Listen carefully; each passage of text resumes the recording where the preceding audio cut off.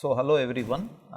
What we are going to do in this lecture is to gently introduce what is asphalt, what are the various usages and how it is processed in the in the refinery.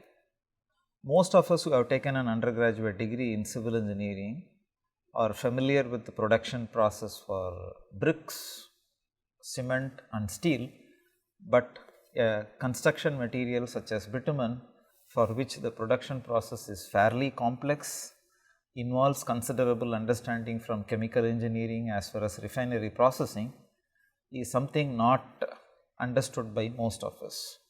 So, in this lecture that will follow, we will go through discuss what is called as bitumen or asphalt.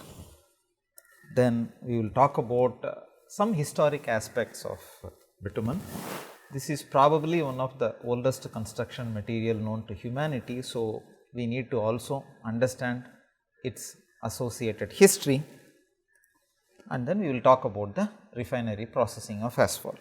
So, we now start talking about bitumen or asphalt. So, we need to understand these words are used interchangeably in the practice.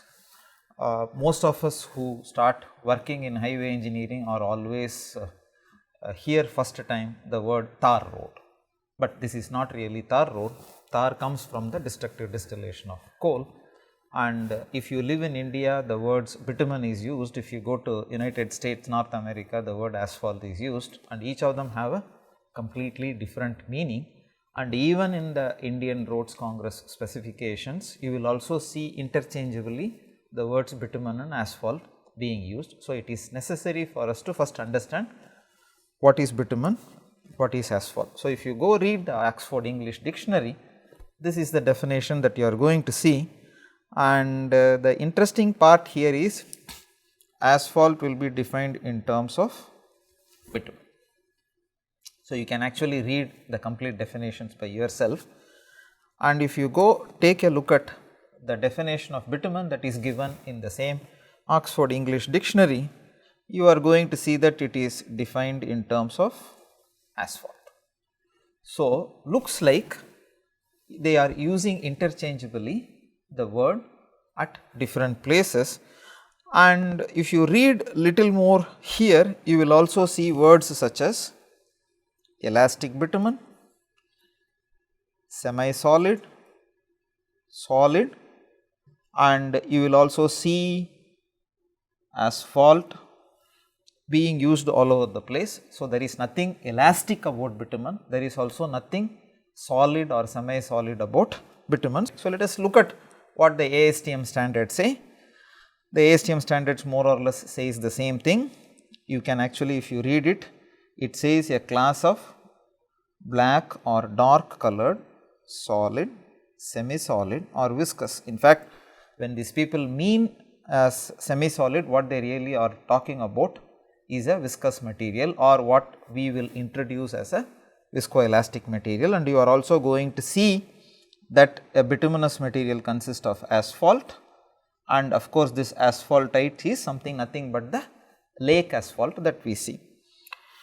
The reasonably close definition that you will see has come from the European Union standards, International Union for Standards and Testing, and you are going to see about bitumen as the heaviest fraction of petroleum.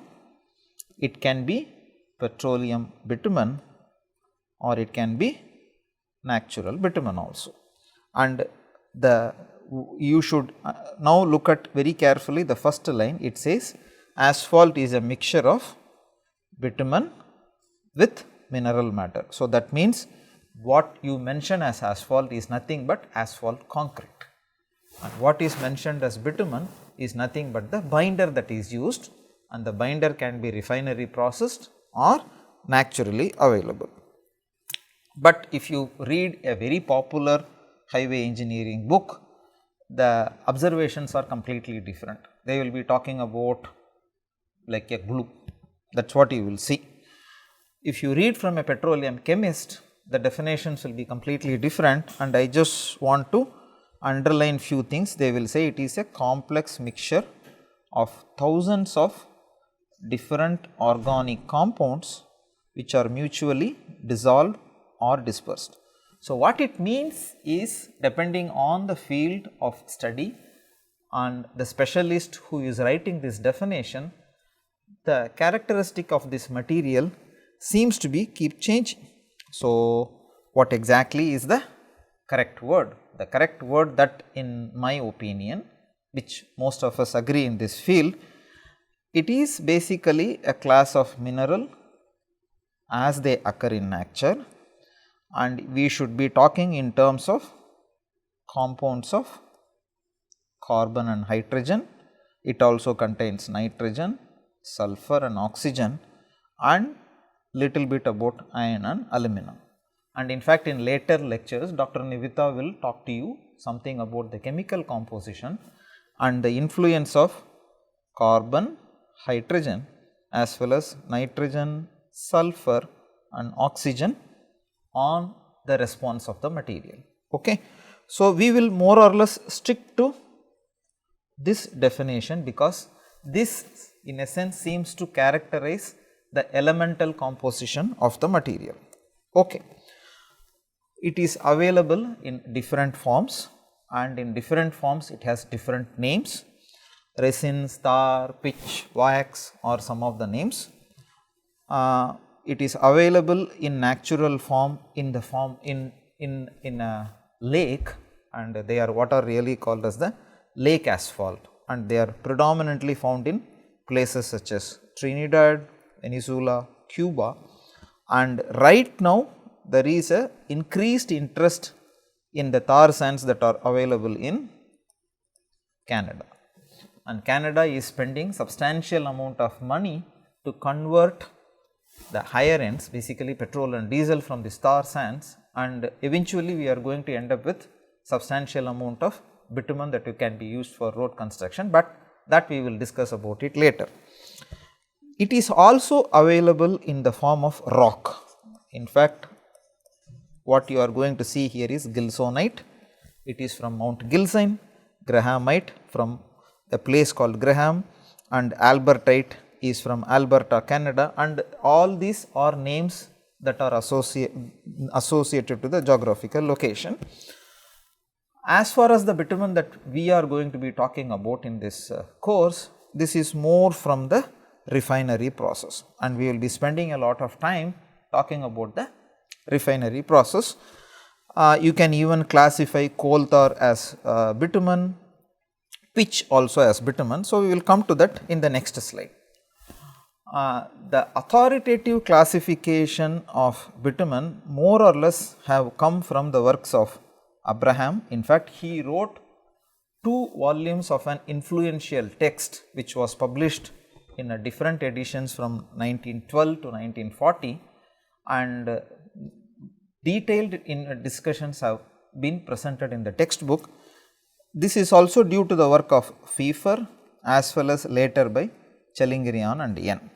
Basically, the classification system that is followed is based on what is really called as the solubility system, and more or less even today the bitumen classification is based only on the solubility. So, if we start from the solubility of carbon disulfide, which is what Abraham proposed originally, you have at one end all crudes and the other end coal. So, you have 22 such subsets that can all be called as bitumen. So, in a sense it may not necessarily be correct, but there is always a reason why you call it as a tar road, because what tar is basically is also comes from the family of bitumen, right. So, where is it available abundantly in nature? Because this is one of the historic material that has been known to humanity from the Himalayan period or even before that. This is an amazing woodcut that you will see in the Abraham's book, 1945 edition. So, here he talks about the death trap of in California. Basically, it is the bitumen that comes and oozes out, forms as a lake. Due to the oxidation that happens during the daytime, the surface of the lake, resembles that of a solid material, but just 1 feet below it, it is a viscous material. So, the most of the animals get trapped there, and in fact, very recently, when I say very recently, in the last 20 to 30 years, most of the papers that have been published in Nature or journals such as Science, where they write papers on saber-toothed cat, all have come from this particular lake. It is a very interesting material. We will be talking about the preservative nature of this material, and you are going to notice that it can actually preserve the skeleton as it is. So, this is the death trap of in California. If you come little more closer to our current time period, the very first book on metallurgy written by Agricola, and it is called De Re Metallica, 1556, and again this is a woodcut that clearly tells you how bitumen is processed here. So, he gives a detailed description of how one should collect liquid bitumen from the lake and how it should really be processed. We come little more closer, and you are going to see something about the bitumen that is available in Dead Sea. In fact, you can actually see that. So, these are some of the interesting information related to bitumen that is available there. As I mentioned earlier, the very first construction material known to human is stone and wood. So, how do we now connect them together? You need a glue. So, which is the glue that was known at that time? The glue that is available naturally. So, what they used to do is, you can actually see that this is wood and this is a stone piece, and you just stick them together with bitumen and then tie them around with wooden fiber, and now you have a weapon in your hand. And this was probably the first use of bitumen as an adhesive. Again, you can, as I mentioned, these papers have been published in Nature, and this is the time period that one should be aware of related to such studies. A very influential paper came in 1999 in the Royal Society London by Conan, and he was talking about the various uses of bitumen, and in fact, you can actually see the mention of adhesives and glue, waterproofing agent, jewellery, mummification and mortars in construction. Okay. So, let us quickly take a look at some of them, because this will give us some idea about the history, the nature and the significance of this amazing material. So, this is a bituminous mastic sculpture at Susa. It is in Iran, and what they used to do is to take mineral matter, mix it with the bitumen that is available and burn it in a thermal process. So, you basically get a rock in which one can do sculptures. Okay. This is the time period we need to know. This is the time period in which we did not know how to properly do a sculpturing of our stone. So, this were actually the original stones that were used for such kind of sculptures. Then you will also see that it has been used as a body. In fact, what you see here is the ram in a thicket. It is again given in one of the very influential archaeological investigations by Woolley and Murray, and you actually see that the entire body that you see here is filled with bitumen, and the gold was applied around it. And the next and the interesting use, which we really cannot ignore when we go in passing, is something to do with the mummification. And in fact, the word mummy basically comes from the word mummia, because in Persian mum is basically what we call as bitumen. So, it is a blend of pitch and bitumen. These artificial mixtures of spices, resins and bitumen by the Egyptians used to preserve their dead was also called as mummia, and when it came from French, when it came to English, it became mummy. and there are interesting history associated with some of the mummification. You can see some of this details in History of Egyptian Mummies by Pettigrew. If you want more details, you can always get in touch with one of us and we will be very happy to provide more information. And we come little more closer. So, this is probably the first photograph, and in those days they used to call it as knee-piece camera. This is the name of the person who actually invented this technique. Of course, this is the first picture is obviously the picture of Pope Pius VII. So, you take bitumen, dissolve it, Judea bitumen, dissolve it in a solvent and then allow it for aging, basically what you really called as the process similar to what we used to do in the old films, but you allow it, but the exposure time is months. And this is a picture of knee piece from the knee piece camera, and in fact this was called as obscura camera. So, this is the picture of the courtyard that is seen from his window. The whole picture took more than 2 to 3 months to get etched on this plate, and then he used a process through which he could get what is called as the positive of this film. And in fact, very recently this whole process was revisited and published in a paper in which they could exactly follow the instructions given by Niepce and get similar picture. The exposure times were more than 3 months, right. So, there are more than 250 current known uses of bitumen, from agriculture, buildings, hydraulic and erosion control, paving of course, and the story goes on and on. You can say industrial uses, railways, recreation purpose. In fact, there is not even one field in which bitumen has never been used, it has always been used in all the things.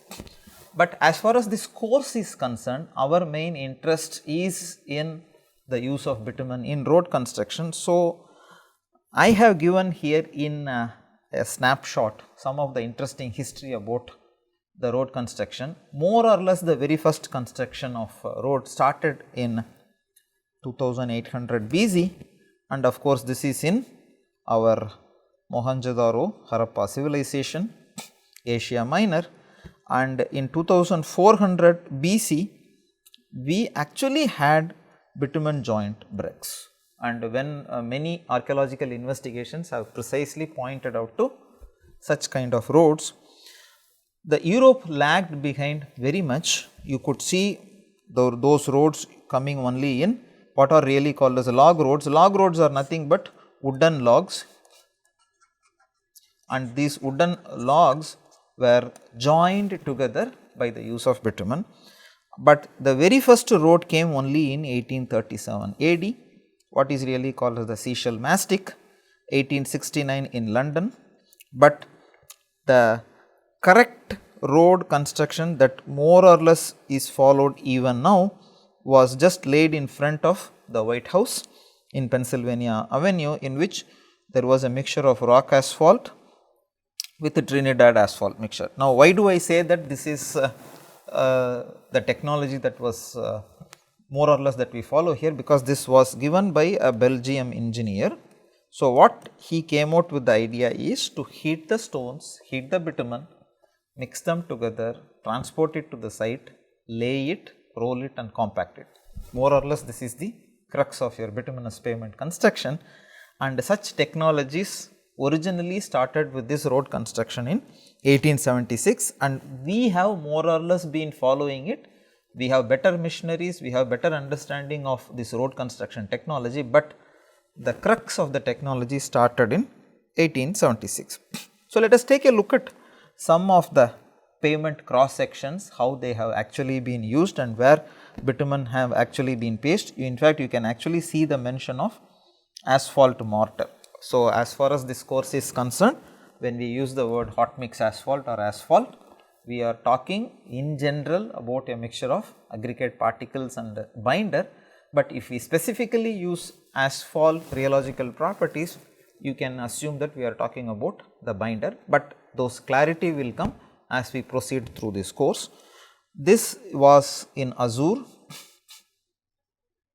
and you can actually see what is really called as a processional road, and in fact the processional roads are the roads from the temple in which the priest of the kingdom used to walk with the royalty of the kingdom.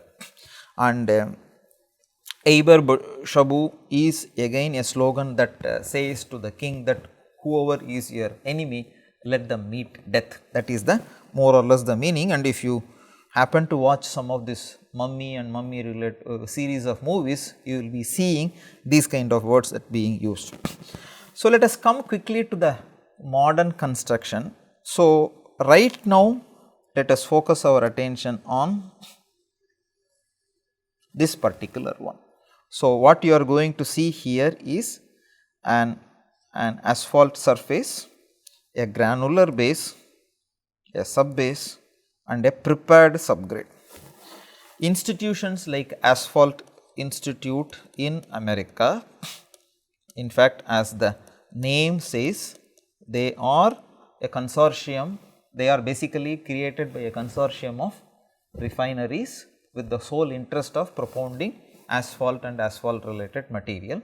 So, they come out with what are really called as full depth asphalt pavement. So, that means from the prepared subgrade everything is all asphalt.